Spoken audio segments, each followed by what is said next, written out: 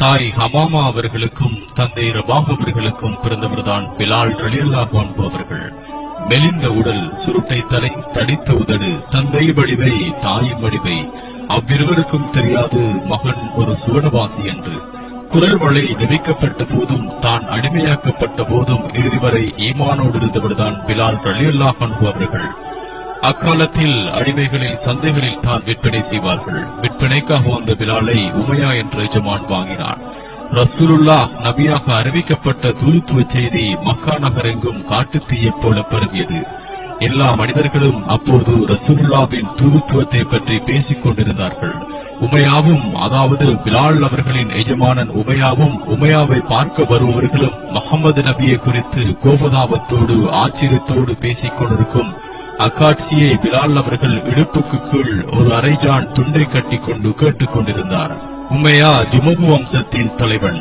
மக்காவில் 365 சிலைகளை வைத்து வணங்கிக் கொண்டிருந்த காலம், அடிமைகளுக்கு மரியாதை இல்லாத காலம், அடிமைகளின் வாழ்வும் சகாப்தமும் இத்தோடு முடிவடைந்து விட்டது என்று நினைத்துக் கொண்டிருந்த அந்த காலத்தில் எஜமானனும் அடிமையும் சமன் என்று ரசூலுல்லாஹ் சொல்கின்றார் என்றால் அவரை பார்க்க வேண்டும் என்ற ஆர்வத்தோடு எல்லோரும் தூங்குகின்ற நேரத்தில் பிலால் அவர்கள் நபிகளாரை சந்தித்து யார் என்று எடுத்து கூறியதன் பின்பு நபிகளார் இஸ்லாத்தை எத்தி வைக்க பிலால் அவர்கள் இஸ்லாத்தை ஏற்றுக்கொண்டு மறைமுகமாக பின்பற்றுகிறார்.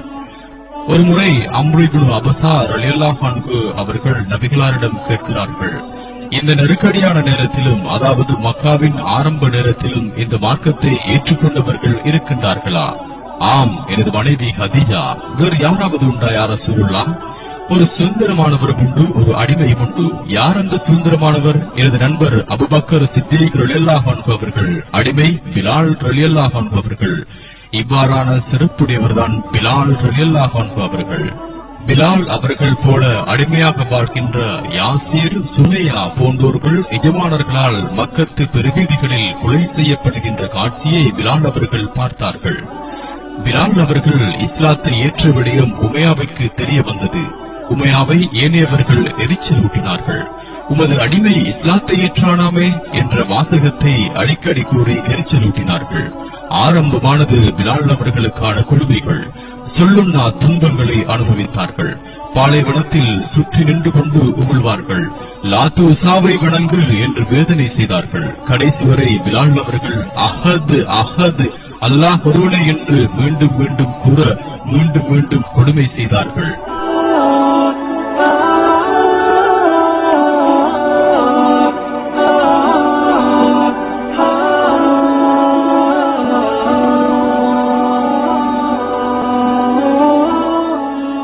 களத்தில் கயிறை போட்டு இழுத்து கட்டி வேடு பள்ளம் எங்கும் இழுத்துச் செல்லப்பட்டார்கள். அநியாயம் செய்து வேலை இல்லை என்று கருதி பிலால் அவர்களிடம் உமையா அன்பு காட்டினான், பணிந்து பேசினான், சரிந்து பேசினான். ஆனாலும் பிலால் அவர்கள் இணங்கவில்லை. நிச்சயம் உன்னை கொலை செய்யாமல் விடமாட்டேன் என்றான் அந்த உமையா. உமையாவும் ஜுமஹு வம்சத்தினரும் கூடி முடிவெடுக்கிறார்கள் பிலால் அவர்களை கொலை செய்ய வேண்டும் என்று. இவளை உயிரோடு விட்டால் நமது குலப்பெருமைக்கு நாசம் என்றும் ஒரு அடிமையை கட்டுப்படுத்த முடியாத எஜமான் என்று தனக்கு அவப்பெயர் வரும் என்று நினைத்து கொலை செய்ய வேண்டும் என்று முடிவெடுத்து வீதியில் இழுத்துச் செல்லும் வேளையில் தான் அபூபக்கர் ரலியல்லாஹு அன்ஹு அவர்களின் பார்வையில் பட்டது. ஏன் இந்த அநியாயம்? இந்த உயிருக்கு நீங்கள் பதில் சொல்லியே ஆக வேண்டும். கேட்கிற காசை தருகின்றேன், எனக்கு இந்த பிலாலை விடுதலை செய்து தாருங்கள் என்று அபூபக்கர் ரலியல்லாஹு அன்ஹு அவர்கள் கேட்க 5 தினாருக்கு பிலால் அவர்கள் விடுதலை செய்யப்படுகிறார்கள். வேதனை செய்யப்பட்ட இரத்த காயத்தோடு அர்க்கம் என்கிற வீட்டிற்கு கொண்டு செல்லப்பட்டார்கள். அடிக்கடி மயக்கமுற்று விழுகின்ற நிலையிலும் இரத்த காயங்களோடு இருக்கின்ற நிலையிலும் திடீரென ஒருவர் எழுப்புவார். மலைஜலம் கழிக்க அழைத்துச் செல்வார், தண்ணீர் தருவார், புண்ணுக்கு ஆறுதலாக மருந்திடுவார், ஆறுதலாக 4 வார்த்தைகள் பேசுவார். அவர்தான் முஹம்மது நபி ஸல்லல்லாஹு அலைஹி வஸல்லம் அவர்கள். காலங்கள் மெல்ல மெல்ல கடந்தன. பிலால் அவர்களுக்கும் இப்படி ஒரு வாழ்வா என்று நினைத்து சந்தோஷப்படுகின்ற காலம்.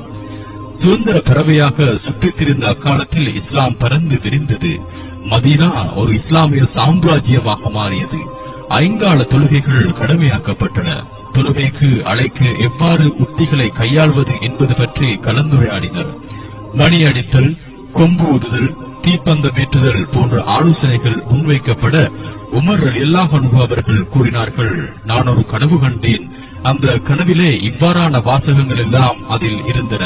ஆம், அந்த அதான் யார் சொல்வது என்று சஹாபாக்கள் ஆலோசனை செய்ய முஹம்மது நபி ஸல்லல்லாஹு அலைஹி வஸல்லம் அவர்கள் கூறினார்கள், எனது பிலால் சொல்லட்டுமே.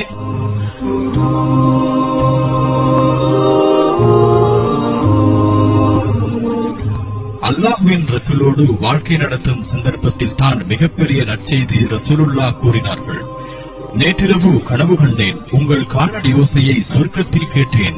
இஸ்லாத்தை ஏற்றுக்கொண்டது முதல் தொடர்ந்து செய்த நற்கர்மம் எது என ரசூலுல்லாஹ் பிலால் அவர்களிடம் கேட்க, பிலால் அவர்கள் கூறினார்கள், உரு செய்தவுடன் 2 ரக்காத்துகள் தொழுவேன். முஹம்மது நபி ஸல்லல்லாஹு அலைஹி வஸல்லம் அவர்கள் எங்கெல்லாம் துன்பப்படுகின்றார்களோ அங்கெல்லாம் பிலால் அவர்கள். பிறகு பத்ர் யுத்தம், மக்கா வெற்றி என சகல விடயங்களும் பங்கெடுத்தவர்தான் பிலால் ரலியல்லாஹு அன்ஹு அவர்கள். பிலால் அவர்களுக்கு தாங்கிக் கொள்ள முடியாத அளவிற்கு நடந்த சம்பவம் தான் ரசூலுல்லாவின் மரணம். பச்சை குழந்தை அழுவதை போல பிலால் அவர்கள் அழுதார்கள். மரணத்தின் பின்னர் பிலால் அவர்கள் முடிவு எடுத்து விட்டார், மதீனத்து மண்ணில் தான் வாங்க சொல்ல போவதில்லை என்று. அஷ்ஹது அல்லா இலாஹ இல்லல்லாஹ் வ அஷ்ஹது அன்ன முஹம்மதுர் ரசூலுல்லாஹ். இதை சொல்கின்ற சக்தியுமில்லை, கேட்கின்ற ஆற்றலுமில்லை. அபூபக்கர் ரலியல்லாஹு அன்ஹு அவர்களிடம் சென்று முறையிட்டார்கள், நபிகளாரின் மன்னரையை பார்த்து பார்த்து வாழ எனக்கு மனமில்லை என்று. நீங்கள் வாங்க கூறாமல் வேறு யார் கூறுவது என்று சமாதானப்படுத்தி மீண்டும் கூற வைத்தார்கள் அபூபக்கர் சித்திக் ரலியல்லாஹு அன்ஹு அவர்கள். உமர் ரலியல்லாஹு அன்ஹு அவர்கள் காலத்தில் அனுமதி பெற்று முஅத்திலிருந்து விடுபட்டு சாம் நாட்டிற்கு சென்று இஸ்லாத்தை பரப்பி தனது 70வது வயதில் மரணித்த மா மனிதர்தான் பிலால் ரலியல்லாஹு அன்ஹு அவர்கள்.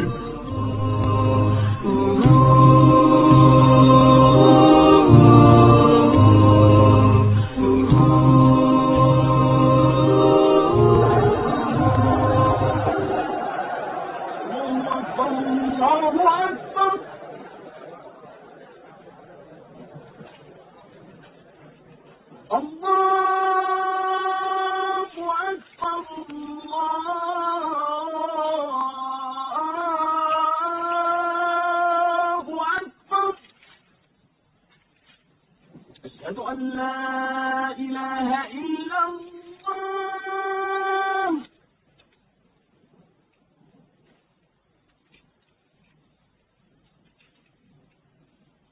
أشهد أن لا إله إلا الله.